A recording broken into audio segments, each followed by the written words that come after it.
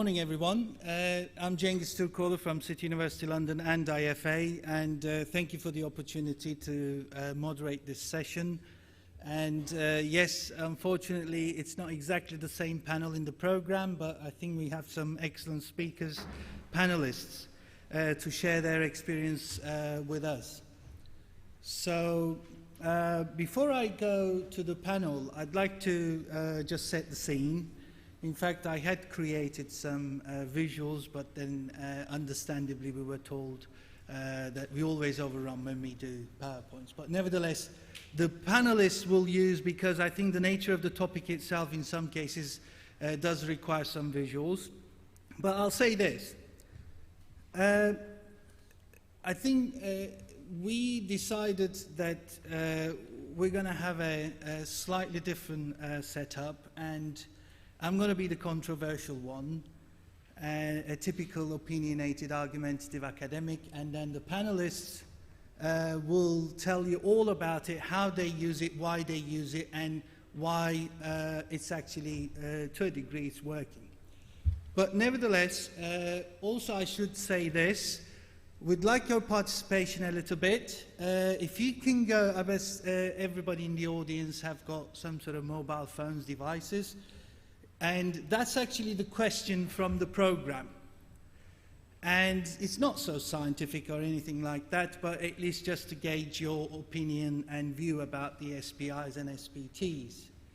So if you can go to that address, I'm going to put this slide later on. You can only vote once, and based on our discussion, you can vote later on. And last thing I would say is, before we start with the panelists, is I think, you know, we are living in this modern age about, some would argue that modern management techniques utilizes all these sort of performance monitoring, whether financial, health and safety, and including in aviation. Now we're introducing safety, but there's an argument that we've reached this ultra safe stage without the safety performance indicators, right? So the organizations never had safety performance indicators until a few years ago. So one argument would be, you know, what's wrong with carrying on as we are? And I know you might just think I'm delusional, and perhaps I can later on, I can tell you some very interesting performance indicators and targets later on. But I'm going to stop there because maybe I can use those in the conclusion. And I'm going to start with by the way, I haven't introduced them, obviously. We've got Joachim from Qatar CAA. Earlier on, yesterday, he ran the workshop. And we've got Carl from Emirates, Safety Manager, SMS. And then we've also got Marc from Vueling Airlines as the flight data monitoring engineering. So I'm going to start with the regulator, and if you go back to the ICAO SMM, the early version of ICAO SMM introduced this idea of safety indicators versus safety performance indicators. One was for the regulator, the other one was for the certificate holders.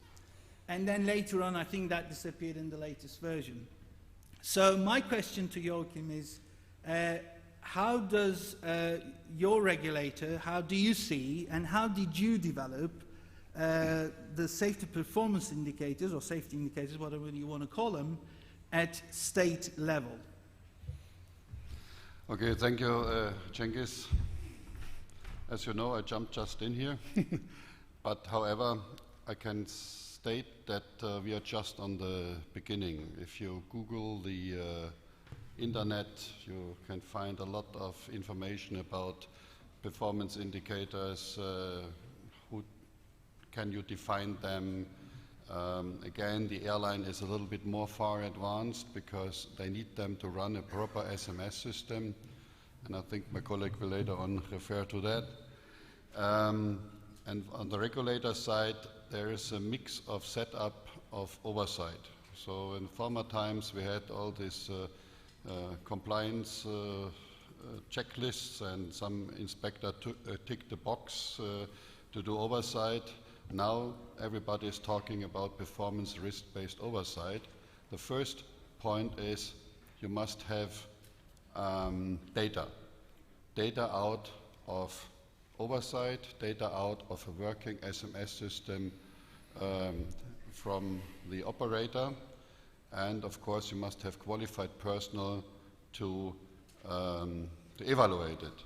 And I fully underline what the colleague said before from EASA. We have to look after to not only look, nice SMS system, it's approved, stamp on it, and then it's gone. We have to evaluate it, we have to do oversight, and we have to go to the closed loop. Coming to the performance indicators, what is a performance indicator?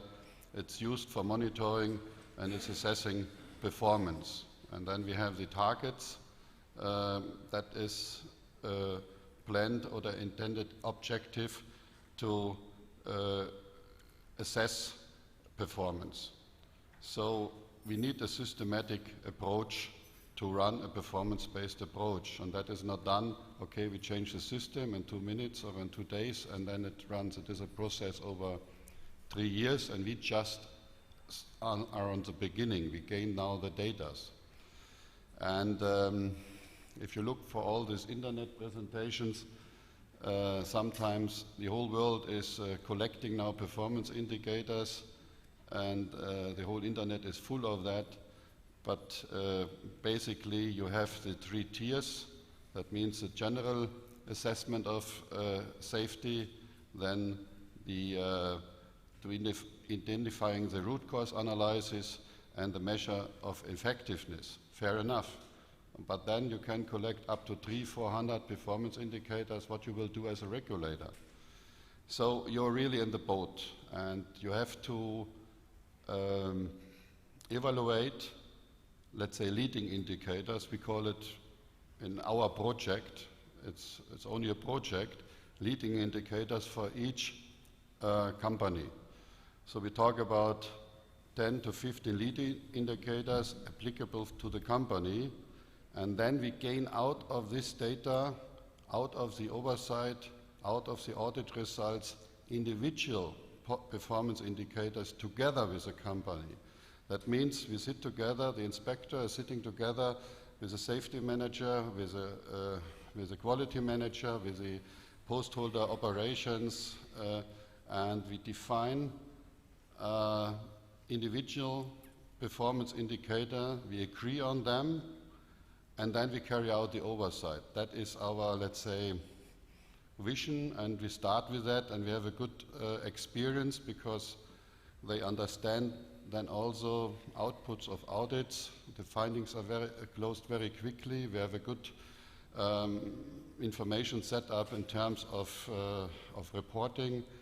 That is our way we go down the road.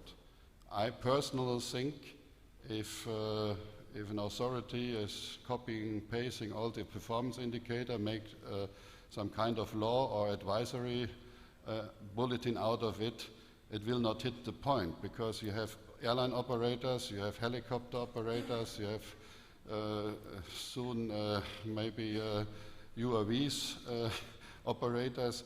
So it must be tailored to the operation. And on the other side, some leading indicators such as financial performance or change of management or accidents, incidents, how they measure that, that is valid for all operators. That is our way how we try to overcome that very huge task.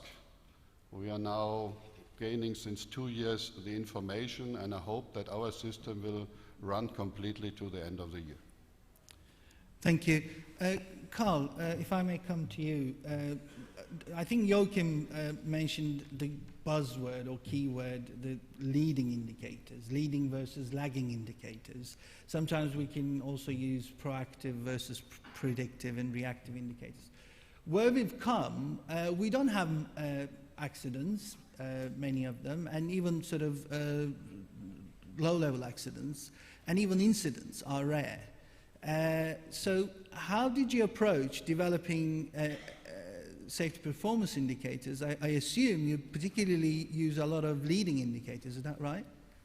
Well, perhaps we should, before we come on to that, perhaps should also then just cover in terms of the overall element with your first question, which was, why do we even need them at the moment? And I think lots of organisations have had lots of data and in many cases lots of indicators for a very long time. I think the progression has been the formalisation of that through ICAO and then through into the regulatory environment. So in the UAE, there is the requirement for operators to declare to them certain safety performance indicators. I think on top of all that, because it is possible to produce hundreds and hundreds of indicators, is to look at a very high level perspective as to what is the point of all these indicators, whether they're leading or lagging, so to deal with some aspects of that as to why are we doing this, what's the point of any of these indicators. And when you have a look through the ICAO SMM, they essentially link through the indicators through to a broader safety objective.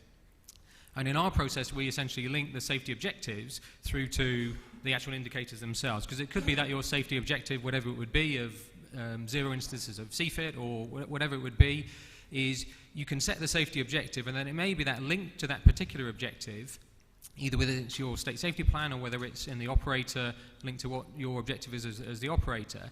It may be that you have a variety of different indicators, both leading and lagging. So the indicators themselves, arguably each of them could be perhaps measuring a relatively narrow piece of that, but when you bring them together, the power of them eventually is to bring those together and look how do they feed through to the safety objectives. So I think the element of setting the safety objectives of a broad strategic element of what do you want the end state to be can be a driver in terms of, well, what do we want to do with that to measure the elements in there. So from those you can then drive through and look at, well, what are the scenarios. So if you look at, say, the interesting work that was done with the UKCA and the bow ties last year. Bow ties have obviously been around for some time, but the practical application of those has been to look at essentially related to the significant 7 as an example of those outputs as to how, thankfully, the actual outcomes are relatively rare, which is a good thing, but then as you backtrack those through, if you see the graph of 0 outcomes, it doesn't necessarily then tell you, was that because actually it was well managed and good risk management and we've achieved that through a sensible balance of risk, or has it been achieved by some other things? And other aspects and various elements could give you that information, whether it's leading or lagging indicators, the use of audits, things like that. So from the look at the concept of how you might have an accident end state, and then through to what can filter through to that will give you a concentration on the safety objective as a strategic aim, and then which indicators actually go through to that. And it could be that some indicators actually relate through to 2 different safety objectives.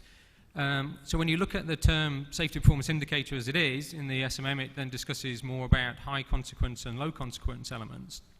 And then I think back to that discussion of mapping out how these events could happen, you can then have a look at, well, do your indicators give you a good spread of indicators across the particular flow of an outcome that you don't want to have? So instead of measuring necessarily at the far end, you've got a spread of measurements. Now, in the short term, it's easy to come up with, as we said, we could come up with hundreds just today.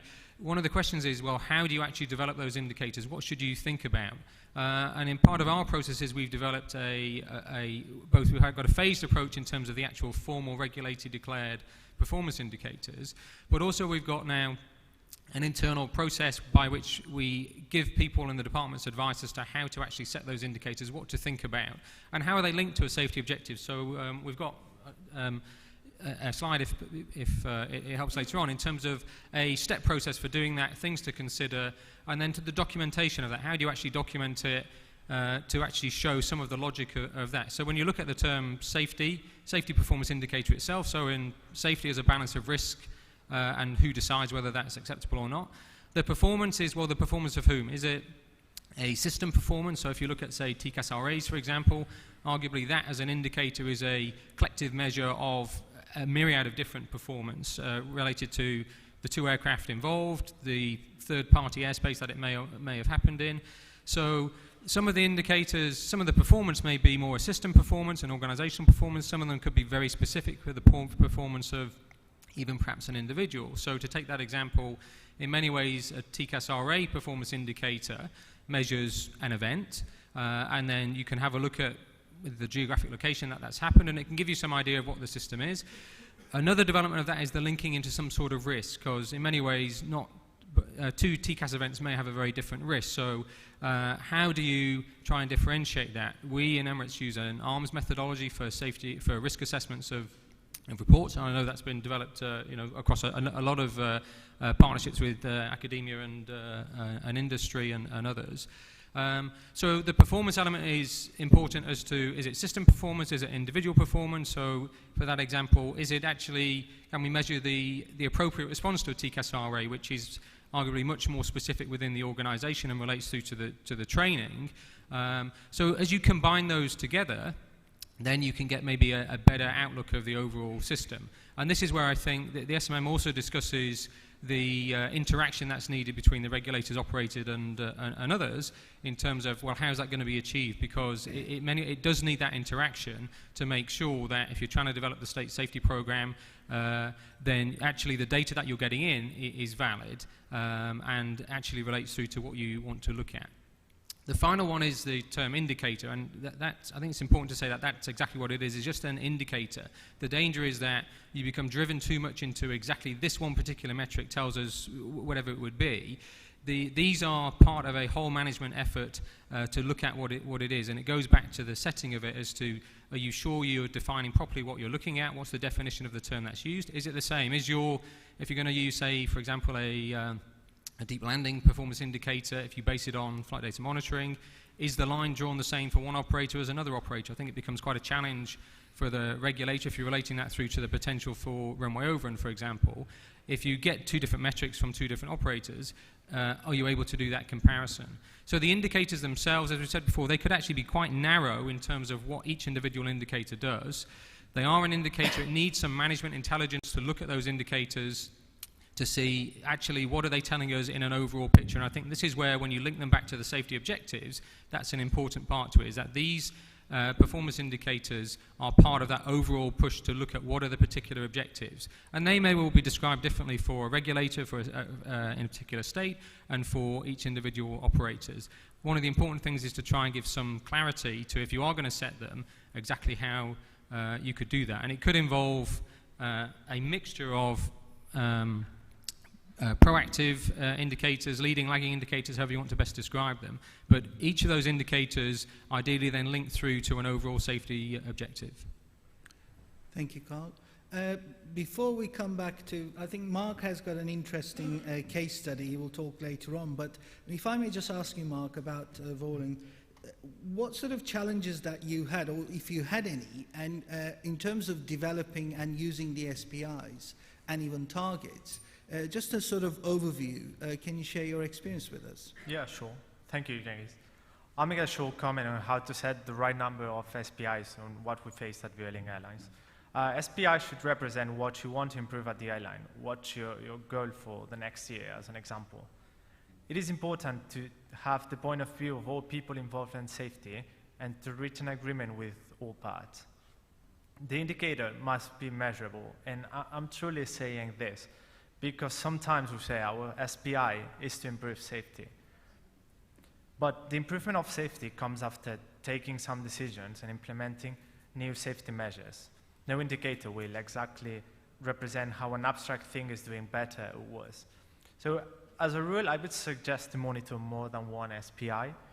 Better insight will be provided by a wider range of indicators rather than the usage of a single one, but bearing in mind that too much indicators can confuse the final goal.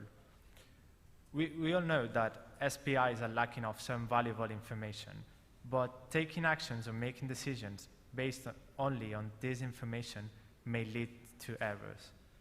The most common indicators are those represented by numerical value or those that are able to define if the organization is performing towards the SPT. Coming back to what I said at the beginning, the indicator must be measurable, but the number of occurrences, for instance, at a certain time or location, does not show the exact cause for the event to take place or the precursors that lead to that. And it is something that should be taken into account when taking decisions based on SPIs. Okay, thank you. If I may just look at this issue of the interface and the challenges, both sides of the coin, if you like, both the regulators and the industry, because as SMS is being mandated, and the oversight of SMS, and including the SPIs, and developing the SPIs, and even agreeing on SPIs between the regulators and sort of operators. I mean, do you think that there are some challenges there, Joachim? I mean, what you sort of looking at, are they resisting to accept some of the SPIs that you, for example, proposing, or do they want to develop their own? And also, what they measure, are they helping you to see the bigger picture at state level for you to be able to continually maintain the state safety program? Good point, state safety program. In February, there was a high-level conference in Montreal, and one of the topics have been the issue or the development of state safety performance indicators. And they come up with the three main killers: loss of control in flight, controlled fly in terrain, runway excursion, incursion, and then they add a little bit the mid-air collision, or the risk for that. We can state that a lot of state safety programs are, let's say, they get started right now. Usually it's like that some very competent person gets a task to set up the project, the plan is developed, a gap analysis is done, and then it sticks somewhere.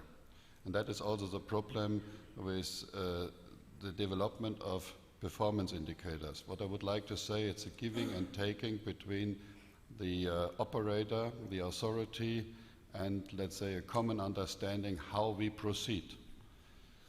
If we have a risk-based system in place, using performance indicators, whatever defined and agreed by both parties, it gives a lot of flexibility to the authority to take decisions.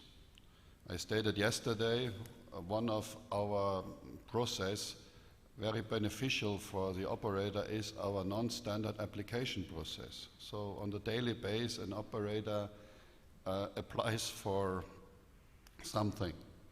And if we share the data, if we know exactly, okay, that application goes in the direction of a line station, outstation, and we know that they work properly and they support this application with a risk analysis, we are ready to give an initial approval very quickly, and then we start our oversight. And out of that oversight, we sit together and we come to a final approval, or we mitigate the risk. And the whole performance indicators thing should be simple right now between operator and regulator. I know that the airlines more and more far away, depending on their working SMS system, they define performance indicators very in detail, but we have to climb the mountain from the valley. I give you an example. We have a performance indicator, state safety performance indicator, runway excursion. If you look for that, then you will get the data from the airline, how many runway excursions per year, measurable. And then you have to sit together and you have to go out of this data to a root cause analysis. And then you track, per example, that this runway excursion takes always place on an airport where the pilot was, let's say, more or less asked to keep 160 knots until a 4-mile final. If you keep that speed and then you have a wide-body aircraft and then you have to drop the gear and the flaps, and I know there are a lot of pilots here in that room, what you have a floating effect. If you're not go-around minded, you're landing minded, then you have your runway excursions, of course.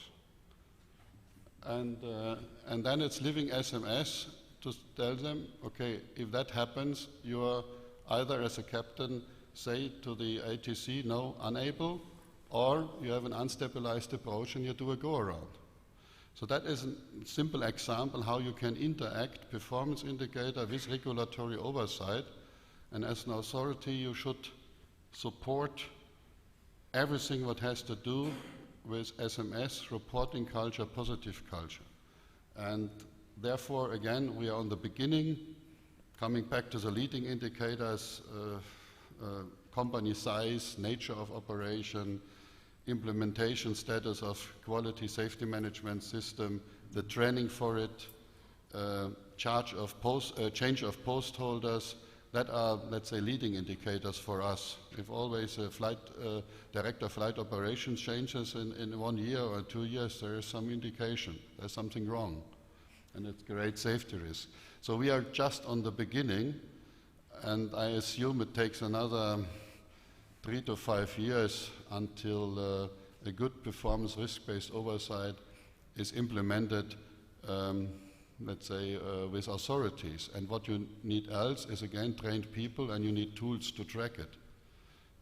We have a digital auditing tools. There are a lot of tools on the market, but you have to tell the tools, the questionnaires, the percentage, how you measure performance indicators. So when you push the button, that finally you have some kind of traffic light, green, red, or yellow, and then you can measure then the risks based on the performance indicators.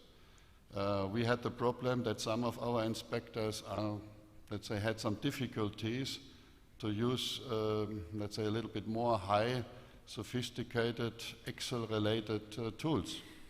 It's not a blame, it is simply the age sometimes. So we had to do a lot of additional training, and this takes time.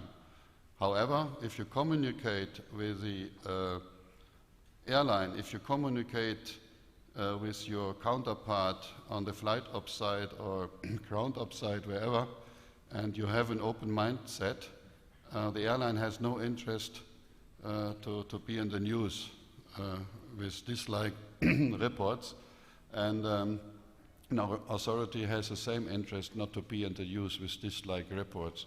So we have to work together, the industry and the regulator has to work together, and we have to find a best solution, let's say, with right now documented best practice with the potential of enhancement. Maybe just to go on, I think a phased approach is very important to actually do it in practical terms. As we said, you could come up with hundreds this afternoon of indicators, but if you do a phased approach from a regulatory side and an operator side in terms of the formal declarations, it might be as an operator that you are running huge numbers of different metrics of various sorts, but from the actual practical development of the formally declared performance indicators, I think a phased approach is useful to do that. As we said before, linking it to actually the safety objectives, these indicators, as per the ICAO SMM, are linked up to a safety objective. So getting the safety objectives at a strategic level is important. As you go through the individual indicators, then you're looking at, as we said before, the importance of making sure that actually are you defining what the indicator is going to be? Do you have an understanding of what the possibility of data loss would be, whether that's actually failing to get capturing the data on a valid event, or do you have a false positive, so to speak? So having at least some understanding of that. And then when it comes to the integration of how you do this practically, whether with flight data monitoring or pilot reports or other different types of reports, when you look at those, there's some interesting work being done. I know the IATA safety report from last year had a very interesting piece of work related to essentially predictive, or to look at better use of data. And one example from that would be, I suppose, in terms of if you have a metric on deep landing, for example, if you draw your safety performance indicator at whatever it's going to be, Cat 3 deep landings or Class 3 deep landings or whatever it's going to be, if you do that as a line, essentially, then you can see, what is beyond your line, and it gives you an indication of, what has happened beyond that. When you move to, as I think the IATA safety report showed quite interestingly, was if you were to look at the FDM profile of that, is it your actual profile there's a huge bulge which is just before whatever line you happen to have drawn, or is it a very well normalized one in the actual landing zone or where you want people to land? So when you have to then start to look at actually looking at the data, where's it going to come from, what's the validity of the data, And actually, how does it apply? Arguably, as we mature this further and further, it needs to be a combination of some of the indicators may be a specific metric, whether it's either based on a number or based on some sort of rate, but then the integration and the use of FDM to look at, well, how do we actually see the wider profile of that sort of data? Does that act as a more leading indicator into whatever, in this case here, long landings, for example? Do we see something within the FDM analysis which actually looks through to points us that actually we're potentially going to have a number of events which come across whatever the other particular indicator. So that's an important element, I think, in terms of looking at each of those ones that you want to choose, but not losing sight of how they all relate through at a high level to the safety objective. Thank you. Marc, I know we had planned to use some visuals, but I'm conscious of time. Would you mind sharing your experience about this idea of dynamic safety performance indicator? Where did you get the idea from, and then how it evolved, and what you've done so far, and what are potential applications of that? That's great, I'll do that. I'll try to give a quick overview of the project, and I'm happy to share the info if anyone's interested afterwards. So the idea basically came from EASA EOFDM working groups. What they define event precursors for runway excursion. So we thought at Vueling that we could adopt those event precursors, transform them into state of barriers in the bow tie structure, and then build the new dynamic safety performance indicator. The new method serves to quantify the risk for runway excursion, and it combines the existing safety tools, the risk assessment matrix, the bow tie structure, and the accident and incident classification. As I said, the event precursors that must have to be translated into state or barriers. For those who are unfamiliar with the bow tie structure, I'll explain quite a bit how it looks like. You have the end state, which is the unrecoverable situation we want to avoid. The top event, which is the unlikely situation we want to avoid. The precursor barrier, which measures the existing things to avoid at arriving at the top event. The recovery barriers, which measure the existing to avoid arriving at the end state. And then there's the way out, which is escape to avoid the top event or that unlikely situation. To combine all those factors, you have the escalation factors, which are the events which you will be able to monitor using different sources of information. You can get information from the FDM, you can get information from meters, anywhere. The bow tie runs from left to right, and the escalation factors, the things you're going to measure, use the risk assessment matrix to quantify the risk for overpassing that state or that barrier. The method has been implemented for 6 cases for runway excursion. You can also have some areas in the system you are not able to get information from. That might be because data is corrupt. You're not able to have any data, or data cannot be trusted. So we're linking colors, we're linking values from the risk assessment matrix to the bow tie. And then you obtain 2 values, the DSPI visible and the DSPI invisible. The invisible accounts for the maximum value on the risk assessment matrix. That gives you a general idea on how many resources you have in the system that you're not able to collect data from. And for the visible barrier, it gives you the idea on how close have you been to the accident. Finally, those 6 accidents have been checked, and the analysis has been performed in 2 ways, using the risk value and then using the DSPI value. Doing the addition for the risk value, you can check if the system has been correctly implemented. Have I put the right amount of preventive barriers, and have I put the right amount of recovery barriers? I know, for instance, that the risk in the prevention barriers should be higher than the risk in the recovery barriers. if I'm not doing this, I know that something in my system's not correct, either because I don't have the information or because the system has not been tested. It's also a good tool to evaluate and to monitor changes. When you adopt new changes, you can see the different value for the old system and the new system. And then you can also visualize if the number of barriers are too low or too high in the system. It allows you to compare the risk of multiple situations. In the past, you were not able to identify how risky is an unstable approach. With the method, you are able to identify the number of barriers that have been overpassed and the info you have in the system. As the future improvements on the project, we're planning to move towards a new taxonomy like CFIT, like near mid-air collision. We want to expand the risk matrix as nowadays it is only a severity risk matrix with no likelihood in it. And then we want to establish a relationship between the state and the barriers with the different areas in the company. Thank you, Marc. Again, I'm conscious of time.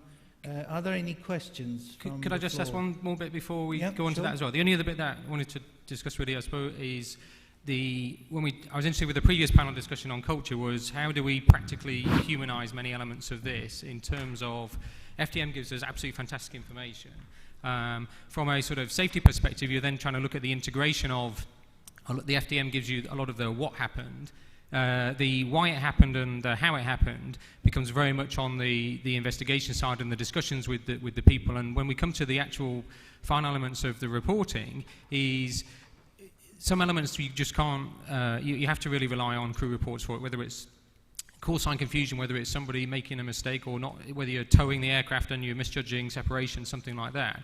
If nothing does happen, I think it links in with that previous discussion on culture in terms of the encouragement of people to report things that almost happened, and then you could actually use some of that information to try and see, well, what's the propensity for that either the errors to occur or something, some important element that could be a factor in it, and that can become a driver as well in the maturity of time, or even now if the data is available, is one of the challenges is to how do we practically put that into and make it relevant from the perspective of somebody who's actually doing the task, whatever that would be.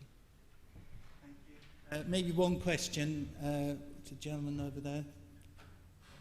Yep. I hope people don't think I hog the mic. The previous panel emphasised that leadership actions and decisions are on the implementation of an SMS are a first step and are a fundamental to success. I've not heard any talk about SPIs or SPTs for the leadership or management side of the operation. Should there be? Are there? Very interesting point. Maybe in 30 seconds, if I can get, should culture be measured, soft skills, and how can we measure them very shortly?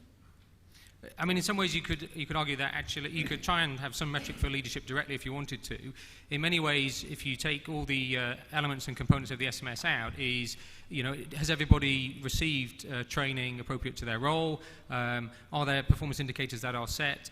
What's the investment in equipment? Things like that. So you can look at maybe you can either try and do it as a narrow metric, or you can try and maybe build it from a number of different elements to give you an overall picture of the leadership within the organisation.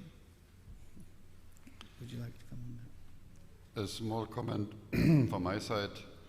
At that stage, I personally have the impression we should use caution, that we not go in that direction, that we use the output of any measurement related to performance indicator as final leading fact.